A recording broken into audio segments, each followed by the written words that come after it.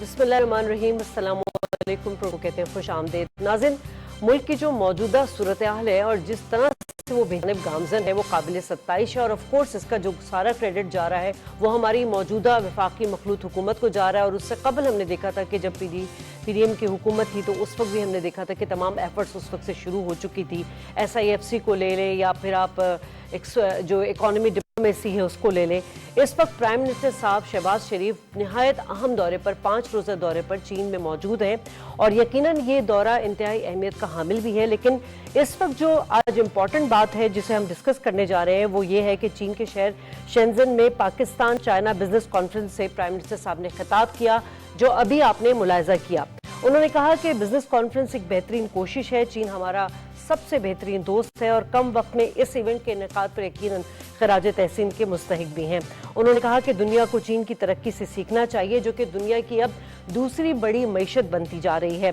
और जिस तरह उन्होंने चीनी शहर शेंजन ने मुख्तसर मुद्दत में इस इवेंट का इनेकाद किया है, इससे बड़ा ही फ्रूटफुल रहेगा ये और बड़ा ही इससे इस्तेफादे लिया जाएगा। और जो हम पाकिस्तान जो है वो इस तरक्की के मनाजिल तय करने में माजी को इस तमाम कॉन्फ्रेंस की वजह से हम पीछे छोड़ सकते हैं, क्योंकि हमें यहाँ पे इतनी अपॉर्चुनिटीज़ मिल रही हैं, यहाँ इतना पोटेंशियल है। हम एड या फंड नहीं बल्कि कारोबार और तरक्की के लिए यहाँ पर मौजूद हैं। और उन्होंने ये भी कहा कि BRT जो मंसूबा है वो बड़ी तरक्की की ज़मानत है, ख़ास तौर पर पाकिस्तान की मौशी बल्कि अब तो ये रीजन की जो है वो तरक्की की ज़ामिन बनती जा रही है। साथ साथ उन्होंने ये भी कहा कि जिस तरह चीन ने मुख्तलिफ सेक्टर्स में ख़ास तौर पर जो डेयरी है और जो एग्रीकल्चर का सेक्टर है उसमें एक्सपोर्ट किया है, पाकिस्तानी कंपनियां भी अपनी मस्तूआत को दुनिया में अच्छे तरीके से पेश करें। पाकिस्तान में चीनी वर्कर्स और इंजीनियर्स की जो सिक्योरिटी है उसको भी उन्होंने मेक श्योर किया कि उनको हम फुल प्रूफ जो है वो सिक्योरिटी प्रोवाइड करेंगे। इस तरह उनकी जो मुलाकात रही है वहाँ पे बिजनेस फोरम में और तमाम जो बिजनेस मीटिंग हुई है बड़ी ही कामयाब रही है। आज इसी पर हम डिस्कशन करेंगे। हमारे साथ मौजूद होंगे हमारे मेहमान प्रोफेसर रशीद जमाल, जो कि आप एक्सपर्ट हैं इंटरनेशनल अफेयर्स के। बहुत शुक्रिया सर, आप तशरीफ लाए। हमारे साथ मौजूद है डॉक्टर अमजद अली, सीनियर तज्ज़ियाकार हैं, आपका भी बहुत शुक्रिया। टेलीफोन लाइन पे हमें ज़फ़र शेख साहब साबिक सफ़ीर ज्वाइन करेंगे। सर, बड़ा इम्पॉर्टेंट ये दौरा रहा और इसकी जो हम कहेंगे कि बाज़गश्त थी वो काफ़ी अरसे से सुनाई दे रही थी। CPEC के दूसरे फेज़ को भी लेकर और फिर इस तरह हमारे जो डिप्टी प्राइम मिनिस्टर गए थे उनको भी लेकर हम जब भी चीन के साथ दो तरफा ताल्लुक और संगे मील की बात करते हैं तो हम पुराने ताल्लुक नज़र तो आते हैं, लेकिन पाकिस्तान को जिस तरह चीन ने सपोर्ट किया वो काबिल सत्ताइश भी है। पाकिस्तान एक बार फिर रीजन में बड़ी होमवर्क के साथ जो है वो नमूदार हो रहा है, जिसका एतराफ़ अब आलमी इदारे भी कर रहे हैं। लेकिन जो स्पेसिफिकली आज फोरम पे जो बिजनेस फोरम पे खिताब हुआ उसको आप किस तरह देख रहे हैं?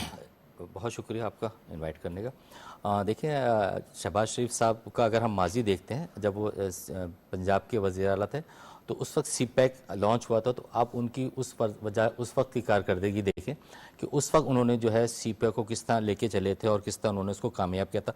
तो मैं समझता हूँ कि शहबाज शरीफ साहब की जो कामयाबी है उसमें एक तो ये कि उनमें एडमिनिस्ट्रेशन पावर बहुत अच्छा है। और जब वहाँ जाने जा रहे थे तो यकीन उन्होंने अपना होमवर्क किया था, उन्होंने कोशिश की थी कि वहाँ के चाइनीज़ बिजनेस कम्युनिटी और पाकिस्तान के कम्युनिटीज़ वहाँ मौजूद हों और वो जो है वो पाकिस्तान में इन्वेस्ट करें पैसा। देखिए, इस वक्त जो पाकिस्तान में जो पैसा आ रहा है वो सब वही पैसा आ रहा है जो पाकिस्तान से बाहर हमारे लोग कमाते पैसे वो ज़र मुबादला की शक्ल में आते हैं। अगर चाइना के जो बिजनेस कम्युनिटी के लोग हैं अगर वो पाकिस्तान में इन्वेस्ट करते हैं तो यकीन पाकिस्तान के अंदर खुशहाली आएगी और CPEC उसका एक हिस्सा है।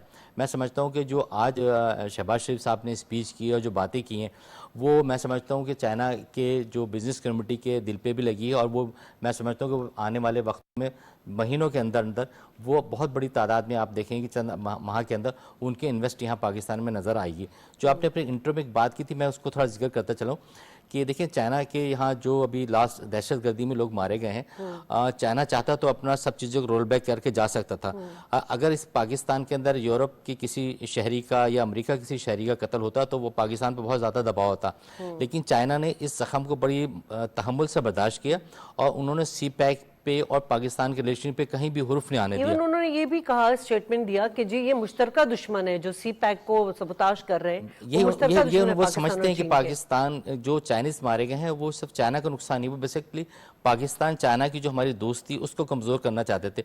तो मैं समझता हूँ जहाँ उनकी इतनी बड़ी यानी कि इंतकाल हुआ, उनको इतना बड़ा दुख पहुँचा, उन्होंने बहुत तहम्मुल से काम लिया और इस चीज़ को उन्होंने लेके चला। मैं समझता हूँ जो वज़ीर-ए-आज़म शहबाज शरीफ का जो इक़दामात हैं वो पाकिस्तान की तरक्की में बहुत अहम रोल अदा करेंगे आने वाले वक्त में। ठीक है अमजद साहब, हम जब भी बात करते हैं पाक चाइना ताल्लुकात की तो स्ट्रेटेजिकली हमें बड़ा ही एक कोलेशन नजर आती है, लेकिन जब सीपैक 2013 में शुरू हुआ उस वक्त से लेके अब तक जिस तरह दोनों मुल्कों के मुफाद और चीन पाकिस्तान की खुशहाली और तरक्की के लिए सोच रहा है, पाकिस्तान में अनफॉर्चुनेटली ब्रेक भी आया, पीटीआई की गवर्नमेंट में हमने देखा कि बिल्कुल इसको स्लो डाउन कर दिया गया था, उस तरह से काम नहीं हुआ। लेकिन शहबाज शरीफ साहब ने आते साथ ही वो कहते हैं ना शहबाज स्पीड सीपैक पे भी पकड़ ली है। आप क्या समझ रहे हैं कि ये जो आज मीटिंग हुई है इससे हम आने वाले इक्तिसादी जो मामला हमारे प्रोग्राम्स है वो उसमें कितना हेल्पफुल होगा? शाजिया, पाकिस्तान में इस वक्त जो चाइना की इन्वेस्टमेंट है, सीपेक को ही ले लें तो 2013 में ये इनिशिएट हुआ, 2014 से प्रॉपरली एग्जीक्यूट हुआ फर्स्ट फेज। अब हम दूसरे फेज में आ गए, 10 साल उसको पूरे हो चुके हैं, तो अब सेकंड फेज के अंदर वो तो $63 billion. Now we can understand कि भाई चाइना $63 बिलियन जो एट वंस उन्होंने सीपेक के लिए अनाउंस किए कि पाकिस्तान में वो इन्वेस्ट करने जा रहे हैं, इन दैट हमारे एनर्जी सेक्टर के अंदर, इंफ्रास्ट्रक्चर के अंदर वो चाइना इन्वेस्ट करने जा रहा था। अब जो दूसरा मरहला है, नाउ चाइना रियलाइजेस कि Pakistan plus China both can have advantage out of that, कि जो इंफ्रास्ट्रक्चर दूसरी चीजों के अंदर उन्होंने इन्वेस्ट किया। सेकेंडली, चाइना इस वक्त रिलक्टेंट नहीं है पाकिस्तान में इन्वेस्ट करने के लिए, उसके कुछ रीजंस हैं। पाकिस्तान जियो इकोनॉमिक, जियो स्ट्रैटेजिक और जियो पॉलिटिकल अगर टर्म्स के अंदर हम bilateral relations between Beijing and Islamabad को हम देखें तो बीजिंग एंड इस्लामाबाद दोनों के अंदर रियलाइजेशन है कि we both are engage in mutual interest.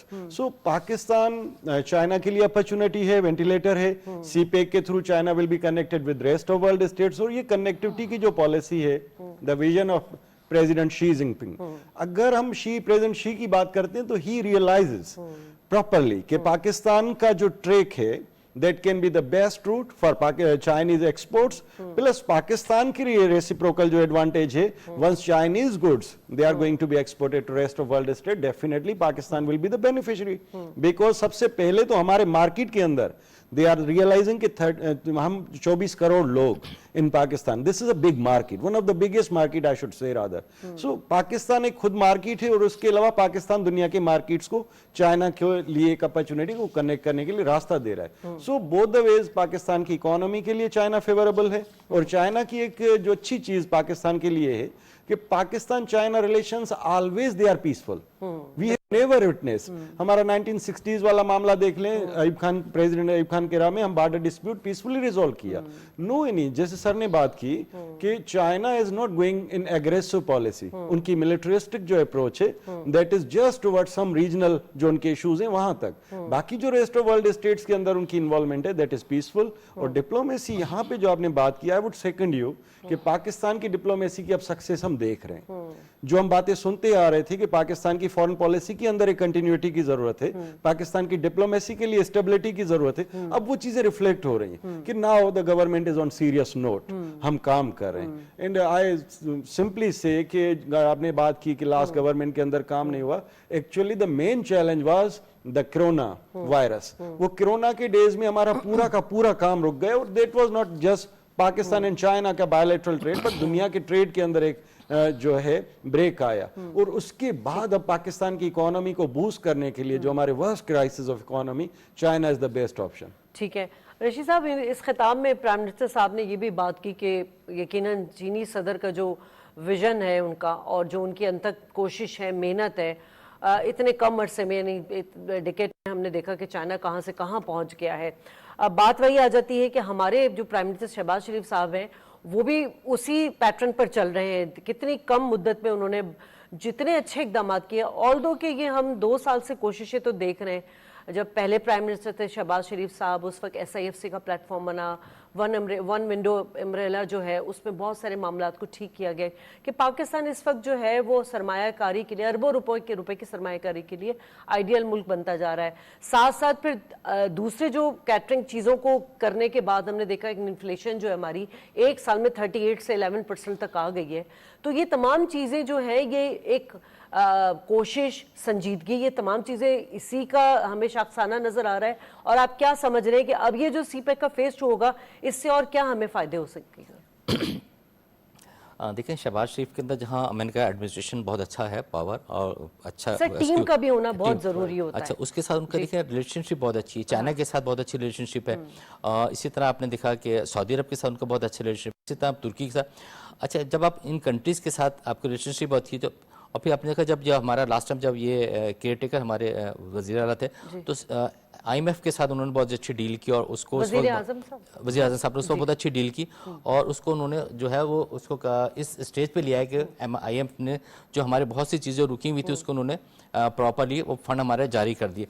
तो मैं समझता हूँ कि अगर इस पूरी टीम को जो कि इस वक्त हुकूमत वफाकी काबीना जो हमारी मौजूद है, जिसका तमाम सियासी जमातें हैं, और ये जो हम लोग कहते हैं कि पाकिस्तान का मसला कोई एक सियासी जमात हल नहीं कर सकती, ये हकीकत है कि पाकिस्तान की तमाम सियासी मोहब्बत जमातें जो कि इस वक्त असम्बली में मौजूद हैं, वो सब मिल के अगर पाकिस्तान की तरक्की के लिए काम करें तो कोई मसला हल नहीं है कि हम तरक्की ना कर सकें। दुनिया के अंदर हमारे पास मिसालें मौजूद हैं, तुर्की की मिसाल मौजूद है, हमारे पास ईरान की मिसाल मौजूद है, हमारे पास बांग्लादेश की मिसाल मौजूद है, हमारे चीन की मिसाल मौजूद है, जो कि हमसे किसी वक्त हमारे पास जो है मिसाल जो है वो जर्मनी की मिसाल मौजूद, जो कि किसी वक्त में हमसे कर्ज लिया करते थे, हमसे जो है वो मंसूबे पूछा करते थे कि आपके 5 साल मंसूबे कैसे कामयाब हुए। बिल्कुल सही। प्रॉब्लम कहाँ आती थी? प्रॉब्लम आ जाती थी क्यादत के पास कि आया वो क्यादत पाकिस्तान लीडरशिप। लेकिन पाकिस्तान की खुशकिस्मती मैं समझता हूँ कि पाकिस्तान की तमाम बड़ी सियासी जमातें जो वो इस वक्त एक पेज पे और फिर हमारी अस्करी क्यादत भी इस वक्त एक पेज पे, और जब सब मिल के जो है पाकिस्तान की तरक्की के लिए काम कर रहे हैं। और प्राइम मिनिस्टर की अच्छी बात है कि बड़ी मुशावरत के साथ जो वो सबको लेकर चल रहे हैं। यही मैंने कहा कि उनको उनमें बड़ा तहम्मुल, बहुत अच्छी उनमें लीडरशिप की सलाहियत मौजूद है। जफर शेख साहब हमारे साथ मौजूद हैं, साबिक सफीर है। बहुत शुक्रिया सर, आपने वक्त दिया। सर, सालाना बजट पेश करने से चंद रोज कबल ही अब ये चीन का जो दौरा है, ये रियासत और हुकूमत को बहुत सारी तवक्कुआत है। आपको क्या लग रहा है कि ये कितनी अहमियत का हामिल है, खासतौर पे इस वक्त जब हमारे जो मईशत है वो काफी संभल रही है?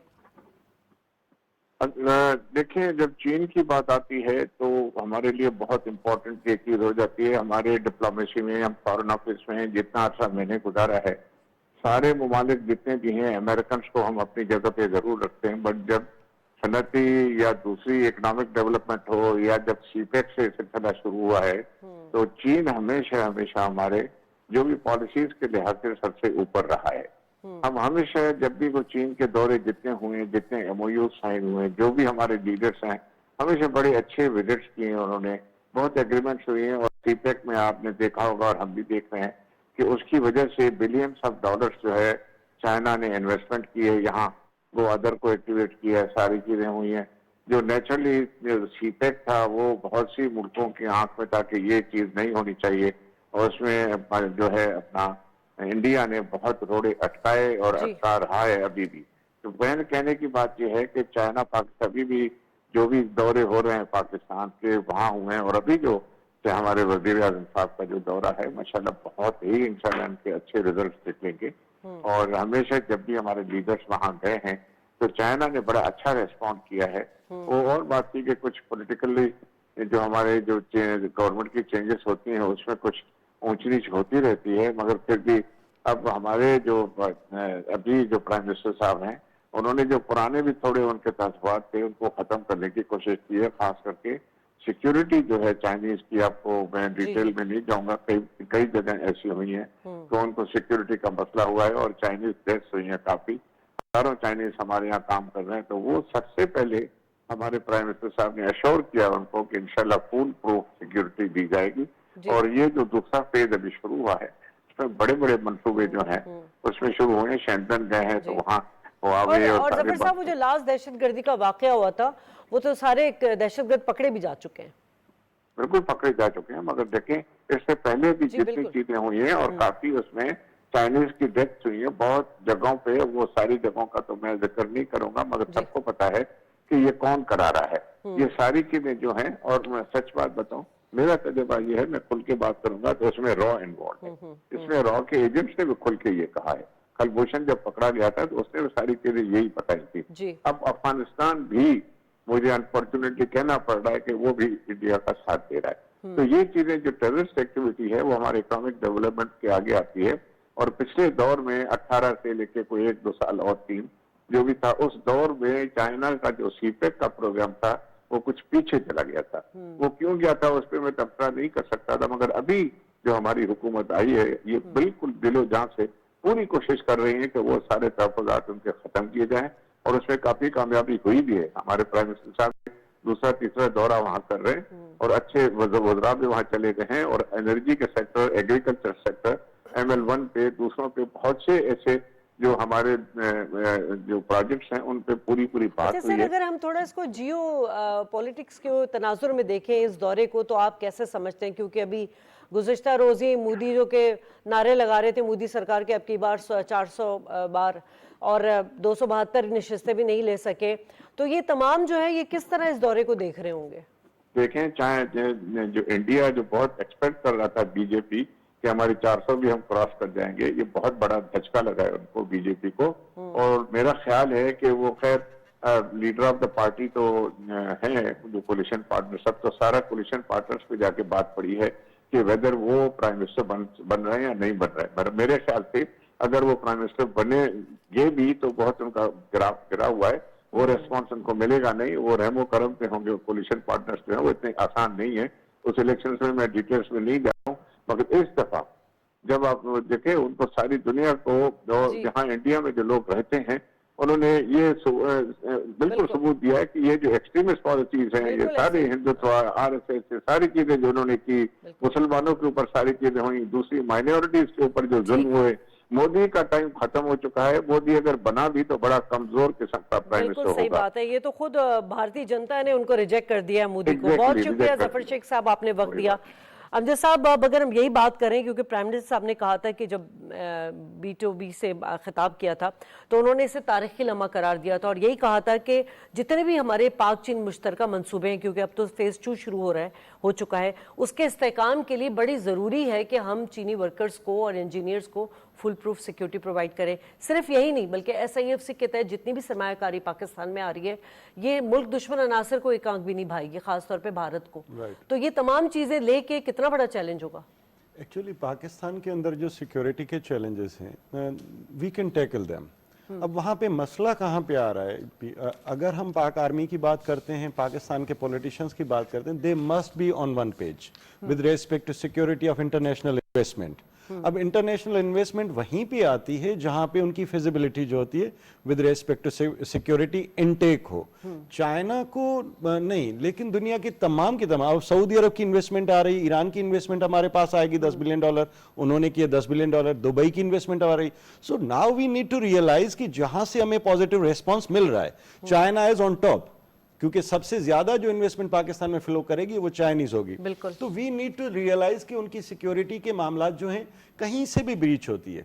रिसेंटली आपने अच्छी बात की, जफर साहब ने अच्छी बात की कि अब Afghanistan, unfortunately we are seeing कि अब वो भी इंडिया, प्रो इंडिया वो स्टांस लेके समहाउ तालिबान गवर्नमेंट जो है पाकिस्तान के अंदर सिक्योरिटी ब्रीच के अंदर वो या तो वो खामोश हैं या वो उन्हें जो प्रॉब्लम क्रिएटर एलिमेंट है उनको कंट्रोल नहीं कर रहे। उनके साथ भी बात करने की जरूरत है प्रॉपरली। और आई रिसेंटली से कि जो हमारे इस वक्त पाकिस्तान के इंटीरियर मिनिस्टर है, उन्होंने अच्छी बात की प्रेस कॉन्फ्रेंस के तवसल से, उन्होंने मैसेज दिया अफगानिस्तान को कि you should take care of such elements और ये आइंदा ना हो। तो अब चाइना के साथ हमें जो अच्छी चीज करनी चाहिए वो ये है कि हम उनको अपनी डिप्लोमेसी के तवसल से ये चीज बावर करवाएं और कंटिन्यूअस बेसिस पे कि Pakistan is completely committed, fully responsible to make sure कि आपकी जो इन्वेस्टमेंट है उसकी सिक्योरिटी भी हो, आपके लोगों की। लेकिन जो इंटरनेशनल एलिमेंट्स हैं जिनको हम कंट्रोल नहीं कर पा रहे, we need to ask China as well to assist us. ठीक है, तो रशीद साहब, अब ये क्यों प्राइम मिनिस्टर ने बात भी की कि भाई चीन, हम पाकिस्तान के जो नौजवान हैं उनको IT की और AI की जो है वो ट्रेनिंग दें, शॉर्ट कोर्सेज कराएं, और चाइना को देखें, चाइना के जो तरक्की का जो मॉडल है वो भी हमें हाई टेक्नोलॉजी और एक्सपोर्ट्स उनकी, और स्पेशली जो उनका R&D है, R&D को तो उन्होंने सनती शोबे में जगह दे दी। तो पाकिस्तान को भी यही चाइना का मॉडल अपनाना चाहिए ताकि कम वक्त में हम जल्दी तरक्की कर सकें।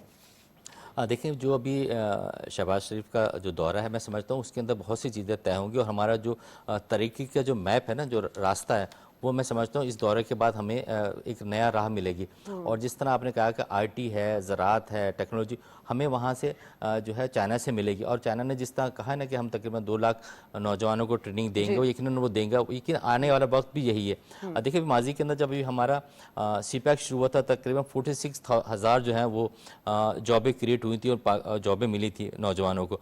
अब 46 नौजवान नहीं थे, वो बेसिक 46 खानदान थे जिनके घर चूल्हा जला और एक तरक्की का मरहला था। लेकिन बदकिस्मती से हमारे साथ जो 4 साल का गैप आया, उसकी वजह से वो सी पैक कहीं ना कहीं रुका। तो वो, लेकिन मैं समझता हूँ कि आने वाला वक्त जो है वो पाकिस्तान की बेहतरी के लिए, तरक्की के लिए ज़्यादा बेहतर होगा। ठीक है, आप दोनों मेहमानों को बहुत शुक्रिया। नाज़रीन, प्रोग्राम का वक्त ख़त्म हुआ। यकीनन आज चाइना जिस विजन और सख्त मेहनत के साथ इकदाम कर रहा है, अगर पाकिस्तान इसी फार्मूले को अपनाता हुए, इसी मॉडल को अपनाते हुए आगे बढ़े तो चाइना से कम वक्त में जो है वो तरक्की कर सकता है, क्योंकि हमारे पास कुदरती वसाइल भी हैं और सबसे ज़्यादा जो ब्लेसिंग है वो हमारे यूथ है। प्रोग्राम से इजाज़त, अल्लाह ने के बाद।